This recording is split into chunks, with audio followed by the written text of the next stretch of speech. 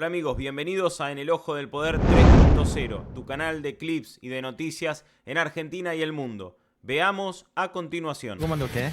Qué placer, querido José. ¿Cómo estamos? Buen viernes. Buen viernes con mucho por delante, ¿no? Hablábamos recién de marchas y contramarchas para la semana que está comenzando. Sí, efectivamente, por lo que tiene que ver con la movilización de los universitarios del próximo miércoles, la reunión con la CGT a las 5 de la tarde el lunes por parte de Guillermo Francos, en perspectiva un encuentro importante, el lanzamiento de la puesta en escena de Javier Milei, Karina Milei, del Partido de la Libertad Avanza a nivel nacional, que va a ocurrir mañana en Parque Lezama, con la expectativa que eso conlleva. Las reuniones que se van a multiplicar en el Congreso a propósito de saber si llegan o no con plafón para discutir en diputados, por ejemplo, boleta única y ficha limpia, dos aspectos de reformas bastante estructurales en el sistema político y en la forma de elegir a los referentes a las legislaturas, en este caso la legislatura nacional, el Congreso argentino.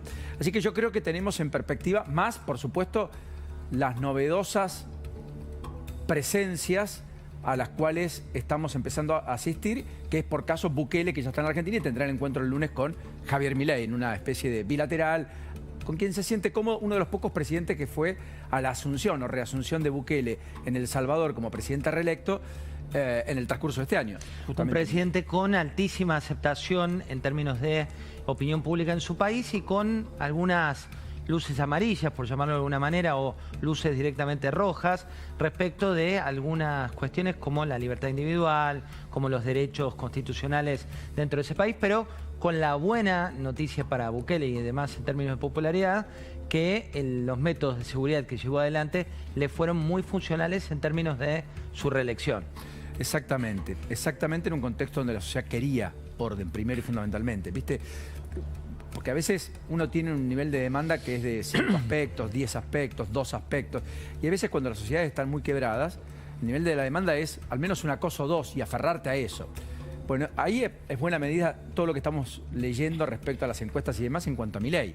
¿Alcanza con la inflación? ¿Se le va a reclamar algo más? ¿Es inflación y orden público y no más que eso? Que no haya piquetes, que no se corte la Panamericana, que no existan los piquetes tradicionalmente como ocurrían en la 9 de julio y en otros lugares. ¿O algo más se le va a reclamar? Veremos, yo creo en juego. Y te doy opinión en este caso, si es que vale la opinión. No? Para mí, lo que se le va a reclamar pronto, y esto es por un clima de época y lo que estamos leyendo en las encuestas, es no tantos frentes abiertos, digo. Yo creo no tantas polémicas, exacto, está bien. digo, lo que viene por la universidad pública, podés plantearlo desde un lugar de quiero transparencia, que diga el gobierno, quiero que sea auditada, quiero que haya un lugar de ver cuáles son universidades y cuáles son lugares de militancia, por llamarlo de algún lado.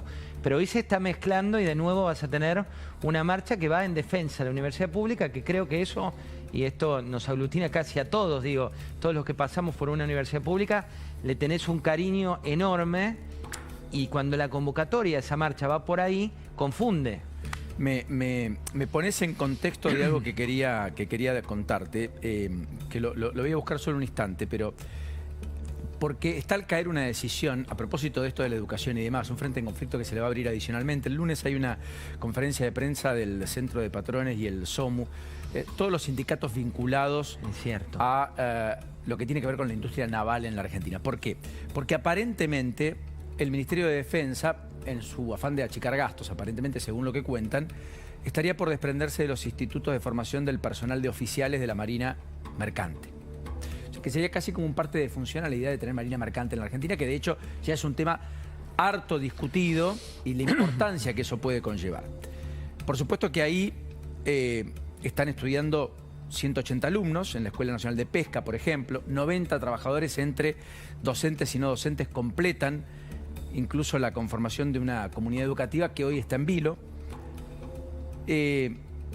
Lo que le está privando al país, en todo caso, ponémelo en estos términos, es una reserva estratégica para la Armada Argentina. Quizás porque no sea la mejor formación la que estén recibiendo, pero en todo caso hay que cambiar la formación. No sé si estoy tan de acuerdo en la idea de cerrar el instituto y decir, miren, con los ríos que tenemos, los mares, como el mar Atlántico que tenemos en la costa argentina y demás, privarnos de tener marina mercante y privarnos de capacitarlos, da la impresión que no es la mejor idea. No, y aparte, Paulino, cuando mirás el electorado, el que lo llevó al triunfo al presidente Milei y a Victoria Villarruel, están por un lado los jóvenes que van a las universidades, en su mayoría, y esto es por cantidad de estudiantes, en su mayoría universidades públicas, y por otro lado el sector, por ejemplo, la Marina, la Policía y demás, ahí 8 de cada 10 personas de esos sectores votaron por este gobierno, con lo cual, ojo de ir también contra tu electorado, ¿no? Que es otra de las cuestiones que está pasando, lo veíamos en las encuestas, si esto que vos planteás avanza sin un plan alternativo, sin un plan de mejora, parece ir a contramano. Está muy bien lo que decís, porque en Rosario, por ejemplo, hay un núcleo duro que abrazó a Milei. Es una ciudad profundamente socialista, de centro-izquierda, si querés. La viene gobernando hace más de 2 décadas. Sin embargo, Milei tuvo una muy buena performance electoral porque penetró en los sectores donde el peronismo abrevaba y en la clase media que en general buscaba una alternativa al peronismo. Ayer hubo un policía baleado en la zona oeste. Le dispararon más de 10 veces, confirmó el fiscal hoy. Estaba trasladando dinero de una distribuidora de golosinas. Andrés Farías, subinspector, 41 años. Estaba prestando servicios adicionales en esta distribuidora de golosinas y fue interceptado por ladrones cuando transportaban 35 millones de pesos. Fue trasladado a Leca, allí está debatiéndose entre la vida y la muerte. ¿Qué es lo primero que dijo Puyaro sobre este caso? Dijo, efectivamente, lo primero que vamos a hacer es detener a los responsables. Vamos a ser implacables. ¿Por qué? Porque entiende Puyaro que también es su propia batalla. Y la validación electoral de Puyaro en Santa Fe también tiene que ver con la batalla contra la inseguridad. Y lo que está pasando en Rosario, el cambio de clima de época, esta idea de respirar, después de que empezaron a atacar incluso a ciudadanos de a pie, que cualquiera se veía representado, un playero, una estación de servicio, un colectivero, 2 taxistas, todo lo que hemos contado en el transcurso de los últimos años, ya no peleas entre bandas de narcotraficantes, había creado un clima de época muy devastador que en todo caso le imprimió a la dinámica política la imperiosa necesidad de al menos terminar con eso. Después vendrá el resto de los reclamos. Por eso hay cosas con las cuales no se puede definitivamente negociar en términos de contrato social con la gente. Bueno, en paralelo los gremios del transporte en todas sus superficies, ¿no? Terrestre, aerocomercial, fluvial y demás, están planteando esta medida de fuerza para el próximo 17 de octubre, como una medida para marcar la cancha también. Y un dato ahí, una de las cuestiones que se estaban evaluando tiene que ver con bloqueo de caminos, que es uno de los activos que hoy valoran justamente la gestión de Milei, me refiero a la opinión pública. Hay que tener cuidado también con esta unión que se está armando, porque dicen ellos, con la lectura puntual, que con lo que se hizo de cambio de desregulación, o lo que dice Federico Sturzenegger de la revolución de los camiones, en términos de lo de carga, el cambio del peso y demás, lo que está pasando con aerolíneas en el sector aerocomercial y lo que viene por el transporte fluvial, dicen ellos, los sindicatos, que hay una guerra contra particularmente estos grupos. Ahí hay que ver si no es una provocación, ¿no? Ir hacia esa idea de un bloqueo. Así parece. Eso sería forzar a que las fuerzas de seguridad actúen para cumplir con el mandato del protocolo antipiquete, sin ir más lejos. Crear clima de tensión. Yo creo que no ayuda en nada. Me parece coincido. Fantástico que se movilicen, tienen derecho. Una cosa es eso, otra cosa es lo otro, porque lo va a desvirtuar de vuelta. Yo hasta por consejo hacia aquellos que van a tratar de imponer que el debate transcurra desde otro lugar. Todo esto además pensado para el 17 de octubre, una fecha cara a la historia del peronismo, ¿no es cierto, José? Con lo cual... Nada es casual, ¿no? De cómo está armado. En política 2 más 2 no da 4 necesariamente, pero a cada 4. Es así. A cada 4. Bueno, después me impactó lo de Carlos Rodríguez. Dijo, la verdad es que la política fiscal del gobierno no es buena. Y dijo, el tiempo, lo mejor del tiempo para salir del cepo ya pasó. Fue duro con Caputo, con un tuit sobre el tema de lo que Caputo había publicado en cuanto al nivel de pobreza. Se lo ve como cada vez más radicalizado. Y él dice, miren, por cuestionar a Milei yo no soy albertista, ni mucho menos. Fue el peor gobierno de la historia. Ahora, las cosas como son. Era un poco el cerebro, ¿no? El profe Carlos Rodríguez le decía a Milei hasta hace un año, en el ámbito del mundo de la economía, de los que pensaban la economía por venir en la Argentina.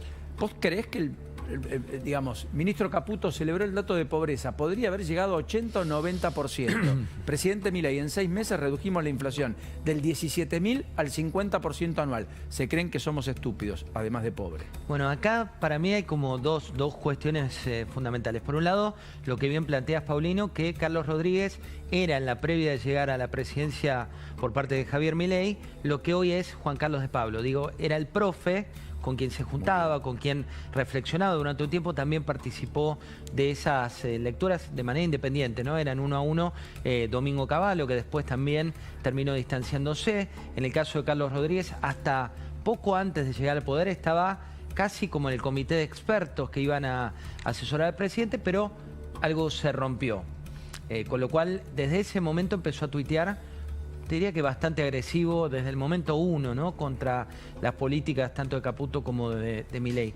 Pero por otro lado está lo que pasó en estos días, que muchos dirigentes y economistas afines ideológicamente al gobierno de Milei lo terminaron culpando por la pobreza, lo cual es bastante injusto, digo. Sí es cierto que no la revirtió, sí es cierto que no tuvo una mejora, pero también es cierto que, como bien lo dijo para mí Hernán Lacunza, exministro de Economía de Macri, con muchas diferencias con Javier Milei en un tuit, lo que puso Lacunza fue... Correcto. Cuidado cuando venimos de un populismo que tenía frenados las tarifas, pagabas lo que no costaban las cosas, tenía todo intervenido el mercado, no tenías los billetes que tenía, viene otro y sincera con culparlo por todos los males, porque después viene otro que va a volver a hacer lo que hizo el que dejó el gobierno anterior. De todas maneras, la semana nos despide, y yo casi te despido a vos también, querido José, con estos datos de pobreza, indigencia que a mí me alarman, ¿no? Porque ya hay una estructuralidad en los últimos 30 años del fenómeno de la pobreza en la Argentina que era una excepción. En la Argentina, donde nuestros padres y abuelos llegaron a hacer la América, post Segunda Guerra Mundial en Europa, efectivamente la pobreza no existía. Vos de algo vivías. El desempleo no era una discusión política, era friccional, 2, 3, 4% en la Argentina.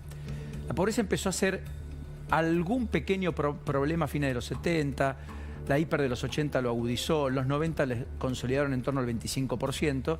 Después, post-2001, más allá del pico, nunca bajó del 33%, y ahora yo creo que estamos en un piso del 40%.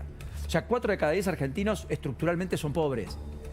Ahora, cuando vos mirás los datos que reflejó el INDEC para el primer semestre, si podemos poner las 76,2% del Gran Resistencia es pobre. 3 de cada 4 habitantes que veas por la calle. 67,6 del Gran Formosa, 66,4 de La Rioja. Está medido por ingresos. Tal vez seamos injustos, pero es descriptivo, es la única manera de validarlo. Concordia, Entre Ríos, 66%. Santiago del Estero, La Banda, 64%. Gran Santa Fe, 60%. Sí, no hay dudas que este país duele y duele mucho. No hay dudas también que cuando vos mirás los números que bien planteaba Paulino, el hecho de que 6 de cada 10 chicos en un país como el nuestro estén debajo de la línea de pobreza, que cerca de 600.000 personas estén en lo más profundo, ¿no? de la miseria, y no me refiero en términos cualitativos, sino cómo viven por cuestiones económicas, por cuestiones de falta de recursos, lo vemos ahí. La verdad que es algo que te tiene que sonar como despertador, ¿no? Mirá lo que tiene que ver con la indigencia, la explosión de los que no comen la cuota de alimento de cada día, los que ni siquiera son pobres, peor, no pueden comer lo que corresponde. 38,6 en el Gran Resistencia, 26,4 en Concordia, 22,9 en Santiago del Estero y La Banda, 22,7 en el Gran Buenos Aires. O sea, más de 2 de cada 10 son indigentes en el GBA. San Nicolás, Villa Constitución, 22,1. Las cifras son dantescas. Los menores índices de indigencia están en la ciudad de Buenos Aires, veíamos la imagen, medida por ingreso. Lo que pasa es que si vos le ponés lo que es vivir en términos generales, esa cifra te aumenta bastante. Totalmente, y así se miden los países más desarrollados. Claro, San Luis, Río Gallegos después. Pero yo creo que este fenómeno del 18% bajo la línea de indigencia que tiene promedio la Argentina es histórico, es inédito, pero está marcando cuán bajo ha caído en la matriz de la distribución social una parte sustancial de lo que en otro tiempo fue clase media y que inclusive en algún caso hasta aún se siente clase media, aunque ya no pertenezca. Bueno, y ahí hay un punto también respecto de lo que hay que mostrar, ¿no? Porque digo, si bien, al menos mi opinión es que esto no es culpa excluyente del gobierno de Milei, que está lejos de serlo, son pocos José, meses y demás. Correcto. También creo que el mostrarte en el mismo contexto, sonriente, en el balcón, con Susana, a quien me encanta, me parece una de las mejores conductoras de Argentina, pero el contexto de oportunidad, con 6 de cada 10 chicos pobres, con 55% de pobreza anunciada en tiempo real, hay algo del ser y del parecer que no coincidió, al menos ayer, tampoco con el asado. No, el asado, qué sé yo, si querés, las rémoras de los 90, Yuyito, no quiero ser descortés, son cuestiones personales, me alegro que estén muy felices, pero si vos querés, Susana con Thor, como la mostró Karina ayer a las 4 de la tarde, en el mismo horario, casi en simultáneo, que se conocía esta dantesca cifra.